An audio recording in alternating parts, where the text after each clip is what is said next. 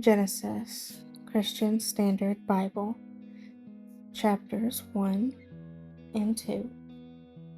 Chapter 1, The Creation. In the beginning, God created the heavens and the earth. Now the earth was formless and empty.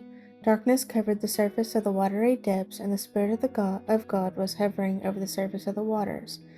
Then God said, "Let there be light," and there was light. God saw that the light was good, and God separated the light from the darkness. God called the light day, and the darkness he called night. There was an evening, and there was a morning, one day. Then God said, "Let there be an expanse between the waters, separating water from water." So God made the expanse and separated the water under the expanse from the water above the expanse, and it was so. God called the expanse sky. Evening came, and then morning, the second day. Then God said, "Let the water under the sky be gathered into one place, and let the dry land appear," and it was so. God called the dry land earth, and the gathering of the water he called seas. And God saw that it was good. Then God said, "Let the earth produce vegetation, seed-bearing plants and fruit trees on the earth, bearing fruit with seed in it according to their kinds." And it was so. The earth produced vegetation, seed-bearing plants according to their kinds, and trees bearing fruit with seed in it according to their kinds. And God saw that it was good. Evening came, and then morning, the third day. Then God said, "Let there be lights in the expanse of the sky to separate the day from the night. They will serve as signs for seasons and for days and years. They will be lights in the expanse of the sky to provide light on the earth," and it was so. God made the two great lights, the greater light to rule over the day, and the lesser light to rule over the night, as well as the stars. God placed them in the expanse of the sky to provide light on the earth, to rule the day and the night, and to separate light from darkness. And God saw that it was good. Evening came, and then morning, the fourth day. Then God said, "Let the waters swarm with living creatures, and let birds fly above the earth, across the expanse of the sky." So God created the large sea creatures and every living creature that moves and swarms in the water, according to their kinds. He also created every winged creature according to its kind. And God saw that it was good. God blessed them. "Be fruitful, multiply, and fill the waters of the seas, and let the birds multiply on the earth." Evening came, and then morning, the fifth day. Then God said, "Let the earth produce living creatures according to their kinds, livestock, creatures that crawl, and the wildlife of the earth according to their kinds," and it was so. So God made the wildlife of the earth according to their kinds, the livestock according to their kinds, and all the creatures that crawl on the ground according to their kinds, and God saw that it was good. Then God said, "Let us make man in our image, according to our likeness.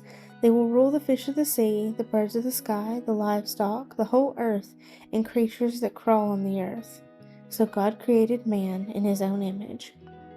He created him in the image of God. He created them, male and female. God blessed them, and God said to them, "Be fruitful, multiply, fill the earth, and subdue it. Rule the fish of the sea, the birds of the sky, and every creature that crawls on the earth." God also said, "Look, I have given you every seed-bearing plant on the surface of the entire earth, and every tree whose fruit contains seed. This will be good for you, for all the wildlife of the earth, for every bird of the sky, and for every creature that crawls on the earth, everything having the breath of life in it. I have given every green plant for food." And it was so. God saw all that he had made, and it was very good indeed. Evening came, and then morning, the sixth day. Chapter 2. So the heavens and the earth and everything in them were completed. On the seventh day, God had completed his work that he had done, and he rested on the seventh day from all his work that he had done.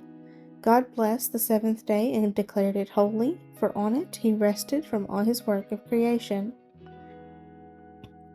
Man and woman in the garden. These are the records of the heavens and the earth concerning their creation. At the time that the Lord God made the earth and the heavens, no shrub of the field had yet grown on the land, and no plant of the field had yet sprouted, For the Lord God had not made it rain on the land, and there was no man to work the ground. But mist would come up from the earth and water all the ground. Then the Lord God formed the man out of the dust of the ground, and breathed the breath of life into his nostrils, and the man became a living being. The Lord God planted a garden in Eden in the east, and there he placed the man he had formed. The Lord God caused to grow out of the ground every tree pleasing in appearance and good for food, including the tree of life in the middle of the garden, as well as the tree of the knowledge of good and evil. A river went out from Eden to water the garden. From there it divided and became the source of 4 rivers. The name of the first river is Pishon, which flows through the entire land of Havilah, where there is gold. Gold from that land is pure. Bdellium and onyx are also there. The name of the second river is Gihon, which flows through the entire land of Cush. The name of the third river is Tigris, which runs east of Assyria. The fourth river is the Euphrates. The Lord God took the man and placed him in the Garden of Eden to work it and watch over it. The Lord God commanded the man, "You are free to eat from the tree of the garden, from any tree of the garden, but you must not eat from the tree of the knowledge of good and evil, for on the day you eat of it you will certainly die." Then the Lord God said, "It is not good for man to be alone.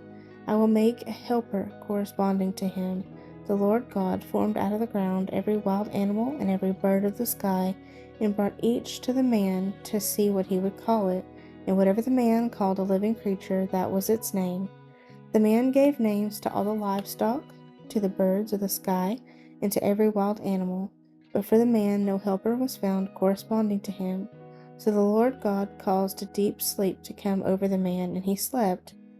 God took one of his ribs and closed the flesh at that place. Then the Lord God made the rib he had taken from the man into a woman and brought her to the man. And the man said, "This one, at last, is bone of my bone and flesh of my flesh. This one will be called woman, for she was taken from man." This is why a man leaves his father and mother and bonds with his wife, and they become one flesh. Both the man and his wife were naked, yet felt no shame.